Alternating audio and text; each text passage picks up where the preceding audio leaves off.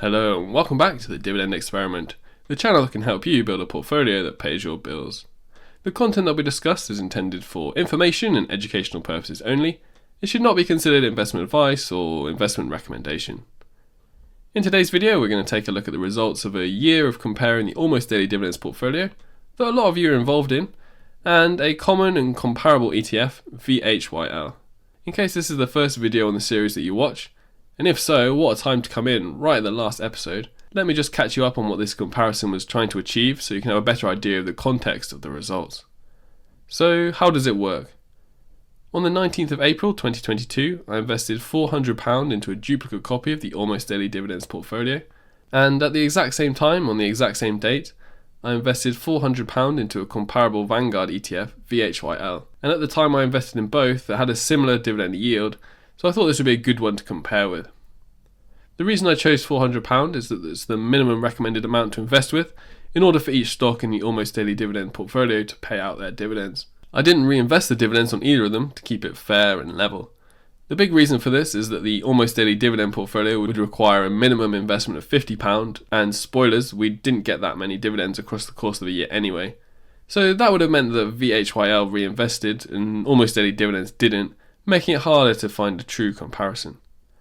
One thing I feel like I need to make sure you're aware of is that this is just tracking over the course of 1 year to get a general idea. This is not representative of the best case you can get from either of these, nor is it representative of the worst case, and it certainly isn't a recommendation to invest in either of these. So let's see how these two did. Overall performance. Now, some people say that total return is the only thing that matters, and although that may not be the case as much when dividend investing, it certainly is important. The way to calculate total return is the change in share price plus the value of the dividends received. First, let's look at the almost daily dividends portfolio and see what happened to the share price over the course of a year. So we ended up with £402.61, which means there's a positive return of 82p. So not an amazing result here, but not an amazing year in general for the markets, as most of you have realised looking at your own portfolios. We have a 0.21% increase in the value of the investment, which is good in that it isn't negative, but on an average year you'd probably expect more than that, and this is what I mean by it not being an indication of a normal year. And while we're here, let's take a look at the best and worst performing stocks over the time period. The best performing company over the time period was Starbucks, which was up a pretty massive 41.34%. And the worst performing one over the same time period has been Medtronic, which was down 21.28%. And it's quite interesting to me that Starbucks has been fairly consistently one of the top performers, but the bottom performer was quite varied, and I would keep getting requests for people to replace the worst performer of the week with something else, only for it to rise several percentage points and be replaced with another, which kind of demonstrates the idea that you shouldn't panic at slight fluctuations in share price. So that's the almost daily dividends portfolio progress for the year. How did the BHYL ETF do in comparison? So the final price for the Vanguard ETF is £397.51, which means it has a negative return of £2.49 or 0.62%. So not ideal here with a negative return on the year. The first difference between these two to begin with is there's a very slight variation in return in value of the overall portfolio. So although one is positive and one is negative, it's still relatively close in value. Now remember, share price is only one part of the total return equation, and we need to look at how much each of the portfolios paid to us in dividends. First up, the VHYL is easier as it only paid out 4 times per year, or once per quarter, so let's see what we got paid out from them. So we've had 4 payments of £3.62, £6.19, £2.80 and £2.70, making the total dividend income £15.31 from VHYL fund. As I invested £400, that puts the yield at 3.83% for the year. Now let's compare that to the almost daily dividends portfolio, and luckily Trading212 counts it all up for you, and here's what we got. So £12.82 in dividends from there. So if we want to calculate the yield, again we take this dividend figure and divide by the starting capital of 400, and this makes the dividend yield at 3.2%, just as it states in the FAQ. Therefore there's another difference here in that the almost daily dividend pie pays out more frequently, well almost every day, so over 260 plus payments over the course of a year, so the total yield is slightly lower but the frequency is higher. VHYL on the other hand has a slightly higher yield over the course of the year, but only pays out once per quarter if that matters to you.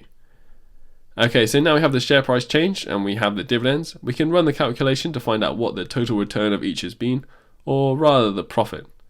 So for VHYL we have a negative return of £2.49, but then £15.31 in dividends, which gives a total return of £12.82. For almost daily dividends we have a positive return of 82p and dividends of £12.82, which makes a total of £13.64. So overall, the almost daily dividends had an ever so slightly higher total return than VHYL.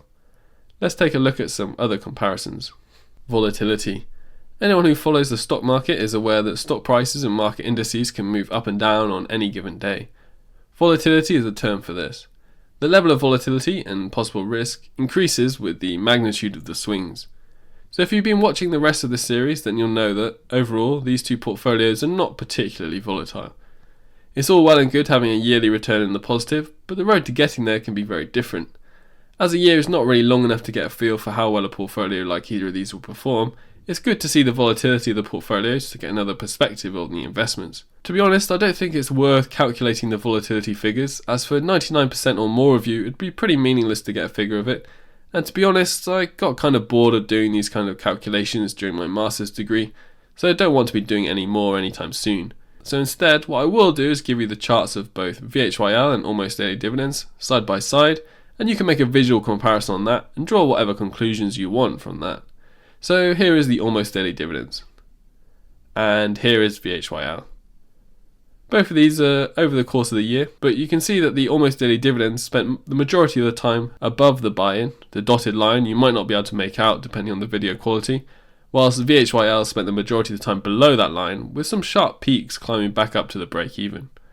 Overall, it's not really that meaningful, and they're not overly dissimilar, but I just thought it'd be interesting for you guys to see, and Trading212 added this feature relatively recently, so it was easy enough to throw up these two images. Other things to consider between the two options. First thing is that if you're investing in dividends, these are not the only two options. If you want a better idea of what I invest in, then you can check the link to the eToro in the description, where I show a fully transparent live dividend portfolio.